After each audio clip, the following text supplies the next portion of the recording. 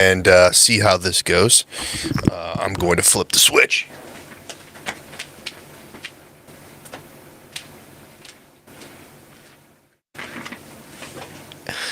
And what's up? Let's see if the autofocus comes back. And there we are. That's me. So, what is my niche? It's a great question. I'm not even prepared for this.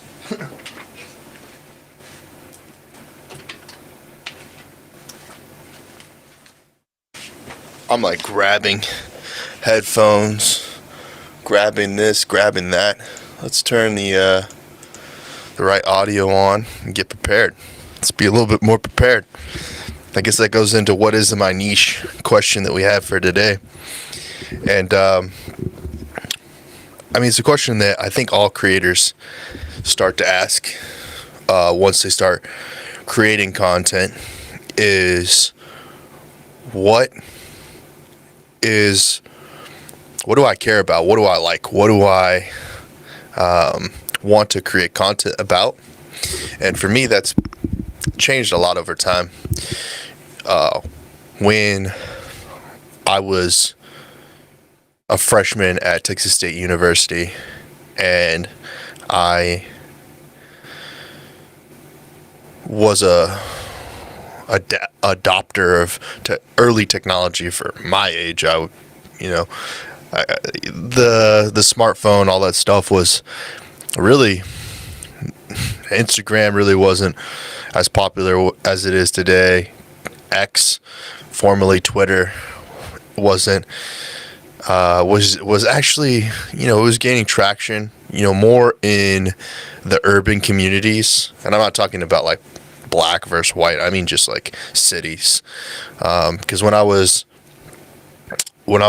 younger, when I was a freshman, when I was 17, 18 years old, the group of friends that I was hanging out with, they were using Twitter more than they were using Facebook or Instagram. It wasn't even until I feel like 2013, 2014 when Instagram was really the thing that was getting the most attention. And it was, for me, more like food pictures and photos of landscapes, and it wasn't really selfies. I didn't really see a lot of selfies in my feed. Now it's like everything's a selfie, everything's a self-portrait, everything's a picture of somebody, at least in my feed. It's a talking head like this. It's always something and somebody with their opinion. And that's really, the type of feed that I have. But I'm also interested in learning, so I think that might be a big component of why that's in my feed. And that's why I think my niche has developed over time. So kind of talking about the history of all of it is, I'm a gamer, always been a gamer, playing World of Warcraft, Civilization, Sims. I really gravitated towards the MMORPGs. More so in my middle school, high school years, because I think I played more like Pokemon, Tetris. I played a lot of games on the PSP, like first player campaign games. And so growing up, to think of myself as a creator, I wouldn't think of myself that way. I wasn't really into art class or music or into acting to the level that I think that somebody who would go to Juilliard or be a part of their local acting troupe or anything like that. I was just kind of like, hey, there's an audition to be had, and I can play a character in a play. I can do these things. And so I would join theater, or I'd join these things kind of randomly, I would feel like. And there were periods in my life where I was like, I will be a part of this art form because it seemed like fun. and it also felt like maybe I would get some attention, right? People would notice me, and these days, the kids say, "Notice me, senpai," but it's more like that's more directed toward a creator, right? And speaking of which, let me open up the chat. So if anybody does have anything to say during the recording of this, they can pop over in the chat and say what's up, and I will notice you, and I will say what's up and say hello. So yeah, I mean, I think that early on in my life, I didn't really act on any niche that I might have. I think there were more social signals, especially in high school, where it was like, being on the football team, trying to play the guitar, however you want to pronounce it. Freestyle battling in math class with your other friends that like to rap, white, black, Hispanic, Asian, whatever it was. We were just like vibing. I also went to a high school that I reflect on now. I was reflecting on this the other night, that is designed like a prison. It was designed to where like the classrooms and all of that were flex space.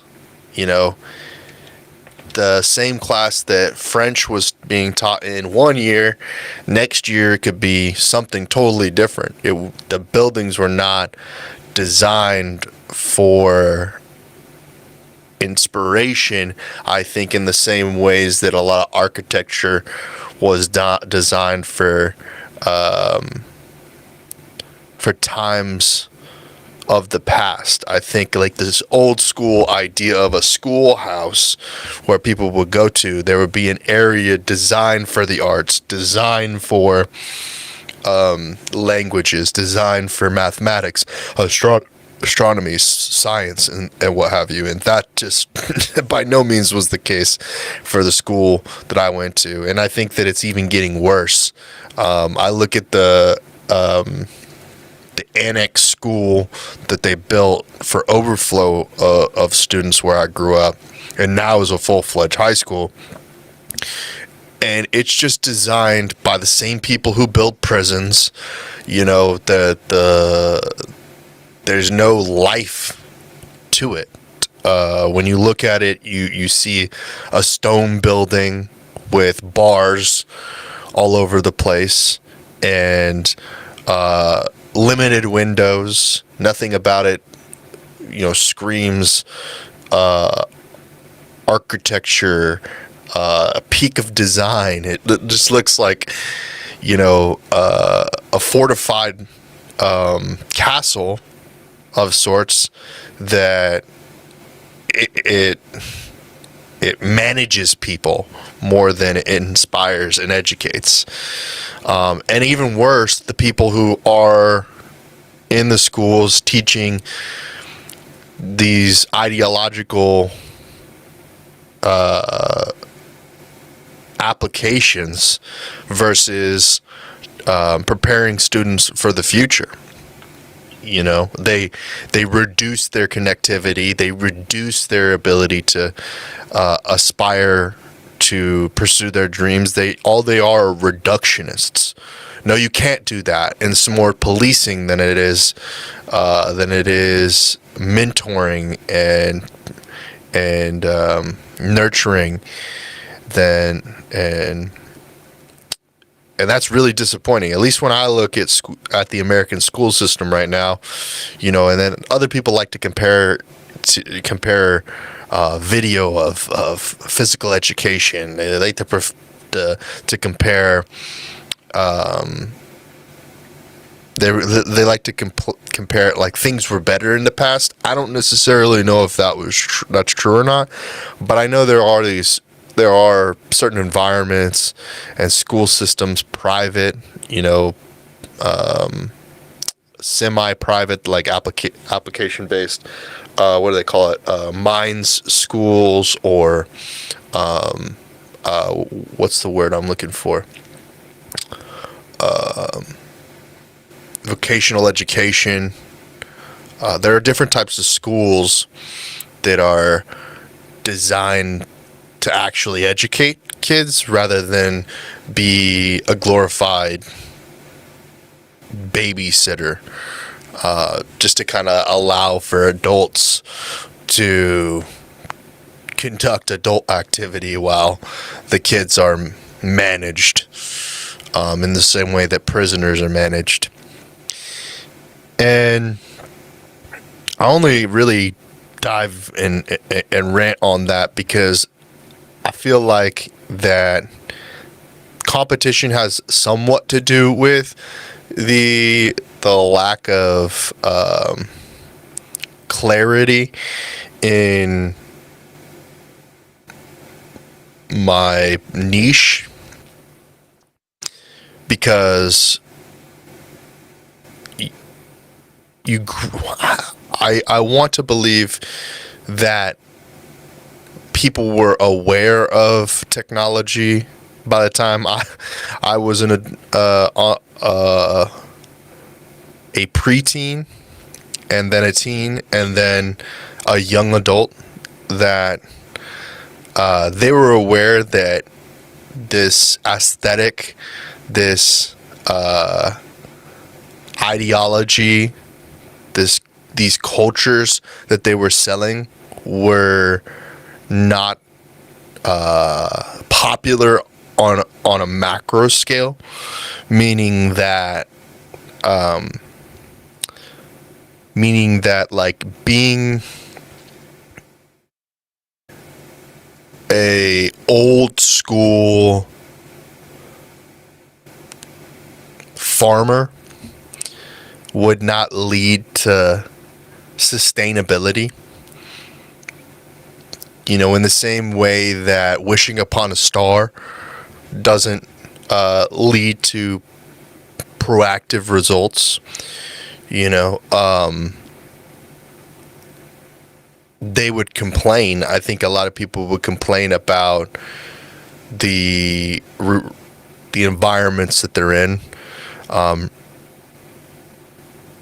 The town that I grew up in used to be rural. It used to be. I think Texas in general used to be rural. In mindset, in behavior, in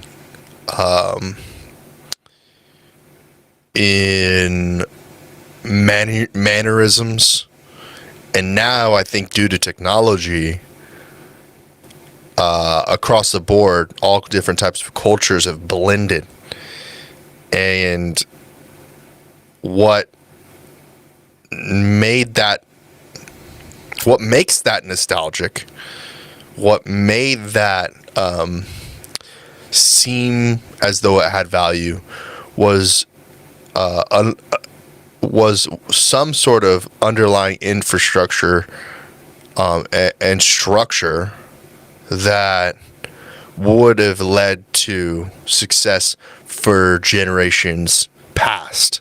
So, you know, what worked for the high school football coach in 2011 is not going to work for the high school football coach in 2040. And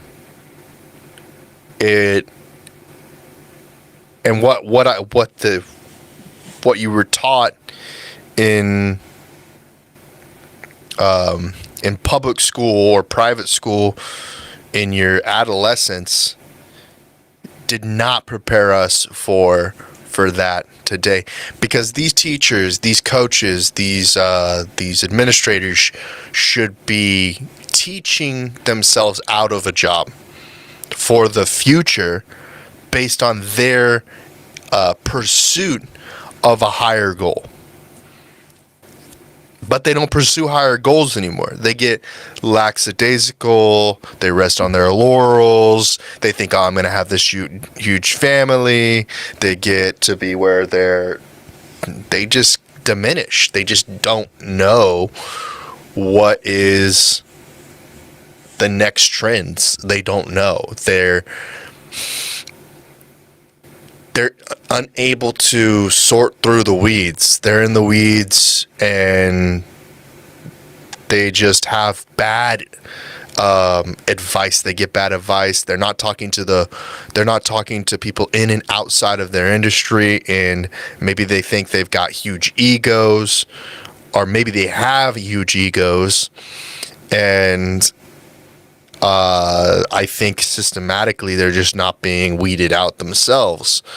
I think a lot of people get into some sort of tenureship, and it's a disservice to those that they are subject to, those that they are responsible for and should be accountable for their success, whether it be higher education or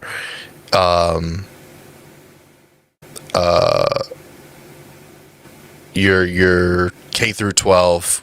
I can't think of the other terminology right now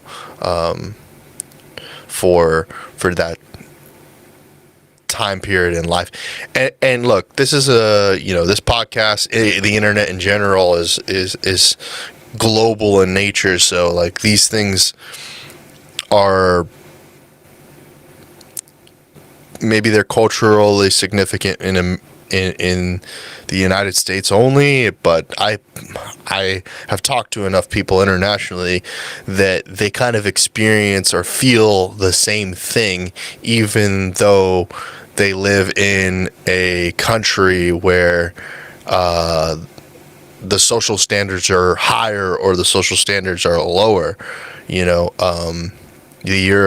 Europe, there's a lot more investment in public systems, and in countries that are less developed, there's less investment in that public infrastructure and education. These things are supposed to inspire you. They're supposed to show you options about what to care about in your life.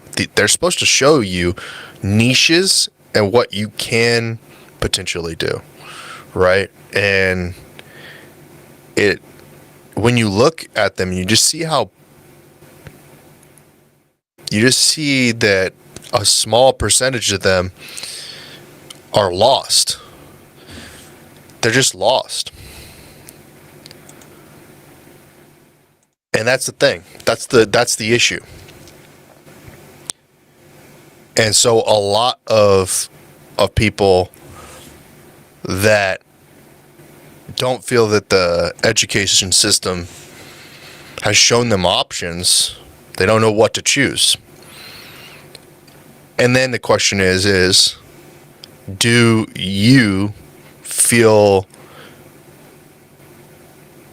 empowered to choose your niche? Do you feel empowered to choose your niche?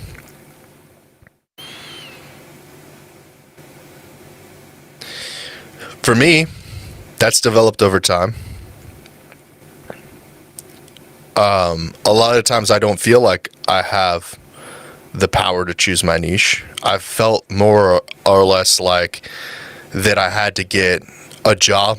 I had to get a 9-to-5 because of maybe I felt like I didn't want to live with my family. I didn't feel like I wanted roommates. I didn't feel like I was really in love with the person that I was in a relationship with, and I didn't see a future with them. There's a lot of reasons why you have to compromise and settle on decisions that potentially don't serve the best interests of your future. And so along the way, especially when I was a freshman, I decided to go and do live streaming. I decided to get on and create my own website and use, at that time, I think I was using Blogger, which I don't think was acquired by Google yet at the time, and create my website. And this is back when I was like using my government name. I was, and then I had I've never been good with usernames. So I was always kind of I was representing myself in not the truest way. And even today I struggle with that. I think my identity, I struggle a lot with trying to convey who I am, and I'll try to pick an alias, a name, or something like that, and it's nebulous. It's always changing. People will give me negative nicknames, and I'll even give myself negative nicknames. I've yet to get a positive nickname that I feel like, oh yeah, that's the pseudonym, that's the thing that will set me apart from that will set me apart, right? I see people on with their names on Kick and Twitch and all these different websites, and I think, well, that they're doing all the things they say you don't do. Use underscores in your name, long usernames that nobody can type out. Like there are all these things that I've done along the way of trying to discover what my true niche is, I think, or what niche I want to be involved in. And so that's always been a challenge. And so even back then, when I was just like, I'm going to go by my name, not my God-given name, but the name my mother gave me, that God-given name, that's the thing that I think we're all trying to figure out, is like, what is our purpose? What is our passion? What is our dream? What are our aspirations and goals? And that should be all conveyed in the name that we are God-given, in the sense of creativity, in the sense of the idea that dawns upon us to be creative and explore and pursue the niche. Because the niche is somewhat correlated with the muse, right? It's parallel. It's perpendicular to that. And so jumping back and forth between the history and the future, I jumped on live stream. I did the Ustream thing, did the Blogger thing, published, I think, that to YouTube. And I wish I still had those old vlogs, but I think I got kind of scared of it. I kind of got anxiety around that time, and I did what GameStop has done to Game Informer, and pressed Control-Alt-Delete on it, and Alt-F forward, and that period is not as it's not in the catalogs. Those times, maybe you could go on the Wayback Machine and find it, but as of right now, that's not the case. Maybe AI could dig it up. AI can dig up all the dirt that I have on my government name, my personal name, my business name, all of that, and I'm striving to try and be a better person, and I'm not trying to go backward and get, and have the things about my niche that are who I am, be the person that I am in the future. I just can't. I can't do that. I can't be the aggressive person, that's getting in fights over nonsense, and then, getting like arguing with people in the streets, leading to street fights. Like being world starred is not my niche. I've had too many circumstances where, I've been the butt end of a joke on the other side of the camera when something stupid happened, and I didn't go viral for it. I just looked stupid on camera, and I'm not trying to, have that be the 15 minutes of fame or what have you, because I strive to be someone who is adding positive value in society and the internet culture and in all aspects. Like, I got buddies who just do people dirty, and and I've got people who do people completely right as well, but they still get hacked. They get taken advantage of, and just people, you rub the one person the wrong way, and then you have this downward spiral of sorts, and we see that in culture now. Like, Mr. Beast is getting raked over the coals for things that he did in the past. His association with other individuals, his decision making, his critical thinking is in question. There's just a lot that's going on in that aspect. But we know what Mr. Beast's niche is. It's game shows. It's pop culture. It's internet culture, and I would say, kind of now fast forwarding a little bit from the days in which I jumped on Ustream and I go live and I do my video log or whatever they used to call it. Now that it's streaming, it's content creator, it's creator economy, it's Web3, it's crypto, it's the stock market, it's stonks, whatever, the meme, it's memeing, right? So we're all just memeing now. We're just trying to hawk to it every day, get to it, hawk to it, spit on that thing, and get our little boost of serotonin, our fix on dopamine, and we get, and maybe there's potentially a breakout moment, and we finally discovered how they, being the audience, they determine our niche. And that niche, if you are business minded, would be monetizable. Put it on a t-shirt.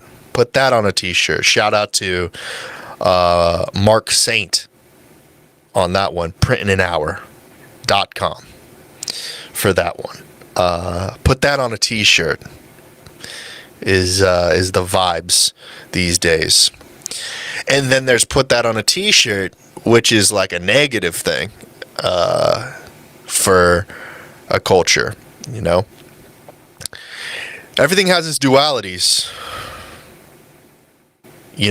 Explore topics, and I think you discover your niche that way. I think that's the core message here, is that you need to explore it all. And I've explored gaming, I've explored music, I've explored a lot. And I'm still trying to figure out exactly what my niche is. People might say it's business right now because I'm in business school. So I'm very hyper focused on making money and learning about tools and AI. So automation, consulting, all that stuff. I'm Trent Knox. This is the Trent Knox Show. Appreciate you for tuning in and signing off. I will see you guys on